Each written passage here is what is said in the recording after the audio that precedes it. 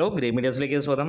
നീണ്ട 24 വർഷങ്ങൾക്ക് ശേഷം മമ്മൂട്ടിയുടെ വല്യേട്ടൻ വീണ്ടും തിയേറ്ററുകളിലേക്ക് എത്തുകയാണ്. 4K പതിപ്പിലാണ് ഇക്കുറി എത്തുന്നതെങ്കിൽ എറണാകുളത്തെ ഏറ്റവും വലിയ തിയേറ്റർ, എറണാകുളത്തെ മാത്രമല്ല കേരളത്തിലെ ഏറ്റവും കപ്പാസിറ്റിയുള്ള തിയേറ്ററുകളിലേക്കാണ് ഒന്ന് ചാർട്ട് ചെയ്യപ്പെട്ടിരിക്കുന്നത്. അതായത് കവിത തിയേറ്ററിൽ 1100 മുകളിലാണ് അവിടെ സീറ്റിംഗ് കപ്പാസിറ്റി.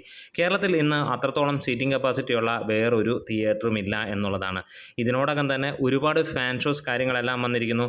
എറണാകുളത്തെ ഫാൻ ഷോസ് ഓൾമോസ്റ്റ് ഫുള്ളിലേക്ക് എത്തി എന്നുള്ള അപ്ഡേറ്റ് ആണ് നമുക്ക് ഇപ്പോൾ ലഭ്യമായിരിക്കുന്നത്. അങ്ങനെ വരുമ്പോൾ പ്രത്യേകിച്ച് എല്ലാവർക്കും ഒരു ചോദ്യമുണ്ട്, ഫാൻ ഷോയുടെ കാര്യമല്ല, ഈ ഒരു സിനിമ എറണാകുളം കവിതയിൽ ഹൗസ്ഫുള്ളായിട്ട് ഓടിക്കഴിഞ്ഞാൽ എത്ര ലഭിക്കും? ഈ ഒരു സിനിമ മാത്രമല്ല, എറണാകുളം കവിതയിൽ ഒരു സിനിമ 1100 മുകളിലുള്ള സീറ്റുകൾ കപ്പാസിറ്റിയുള്ള ആ തിയേറ്ററിൽ നിറഞ്ഞ് ഓടിക്കഴിഞ്ഞാൽ എത്ര ലഭിക്കും എന്നുള്ളതാണ്. ആവറേജ് ഒരു 160 വെച്ച് എടുത്തു കഴിഞ്ഞാൽ 1100 അല്ല, അതിന് മുകളിലുള്ള സീറ്റ് ഉണ്ട്.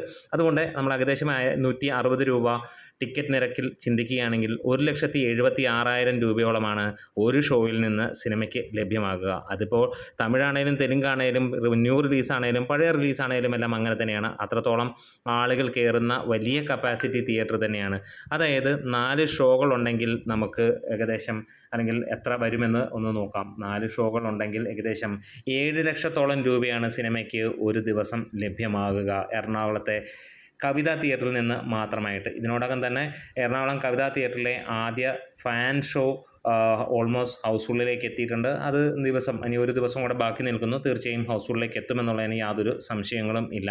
എന്താണെങ്കിലും കേരളത്തിലെ ഒരു മികച്ച ഒരു തിയേറ്റർ ലിസ്റ്റ് തന്നെ സിനിമയ്ക്ക് ലഭിക്കും എന്നുള്ളതാണ് അറിയാൻ കഴിയുന്നത്. നേരത്തെ കേട്ട അല്ലെങ്കിൽ ലഭിച്ച വിവരങ്ങൾ അനുസരിച്ചിട്ടാണെങ്കിൽ 100 തിയേറ്ററുകളിലോളം ഉണ്ടാകും എന്നുള്ളതാണ്. വേൾഡ് വൈഡായിട്ട് മൊത്തം 300 മുകളിലുള്ള തിയേറ്ററുകൾ, അത് നല്ല ഒരു തിയേറ്റർ കൗണ്ടാണ്, പ്രത്യേകിച്ച് ഒരു റീ റിലീസ് സിനിമയെ സംബന്ധിച്ചിടത്തോളം.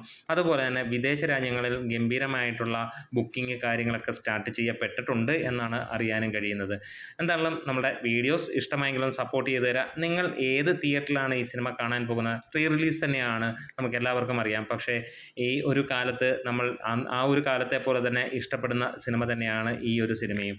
അപ്പോൾ നിങ്ങൾ ആരൊക്കെയാണ് ഈ ഒരു സിനിമ കാണാൻ പോകുന്നത്? 24 വർഷങ്ങൾക്ക് ശേഷം ഇതേപോലെ ആ ഒരു സെപ്റ്റംബർ 10 തിയേറ്ററിൽ പോയി കണ്ടവരുണ്ടെങ്കിൽ അതിനുശേഷം ഈ ഒരു നവംബർ 29 തിയേറ്ററിൽ കാണുമ്പോൾ നിങ്ങളുടെ ഈ കടന്നുപോയ കാലങ്ങളിലൂടെ നിങ്ങൾ ചിന്തിച്ചിരുന്ന ഈ സിനിമ എങ്ങനെ എന്നുള്ളതൊന്ന് കമൻസിലൂടെ രേഖപ്പെടുത്താം. ഒപ്പം സബ്സ്ക്രിപ്ഷൻ പരിഗണിക്കണം. Great medias.